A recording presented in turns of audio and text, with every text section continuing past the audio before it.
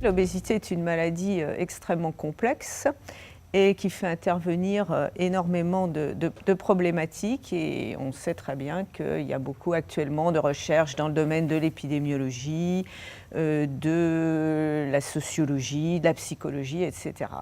Et la recherche en biologie, finalement, est une part de cet ensemble de travaux dans le domaine de cette maladie.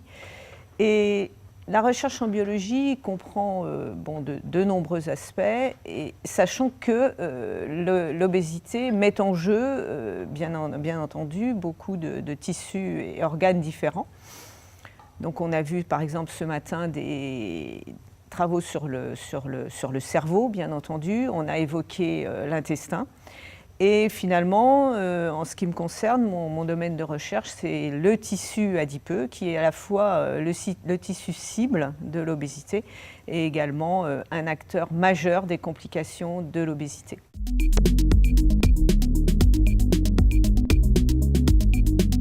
Le tissu adipeux, évidemment, c'est lui qui en fait stocke toutes les calories supplémentaires absorbées et non libérées par la personne obèse ou l'animal obèse.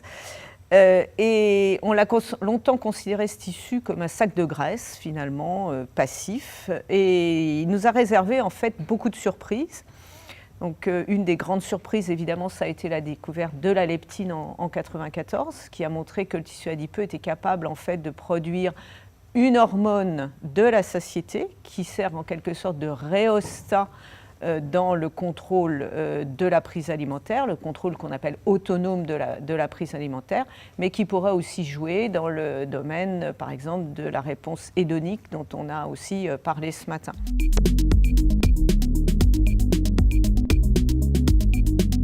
Il nous a réservé d'autres surprises avec la découverte de l'adiponectine, qui est aussi une hormone impliquée dans la régulation en particulier métabolique et la diminution du risque cardiovasculaire.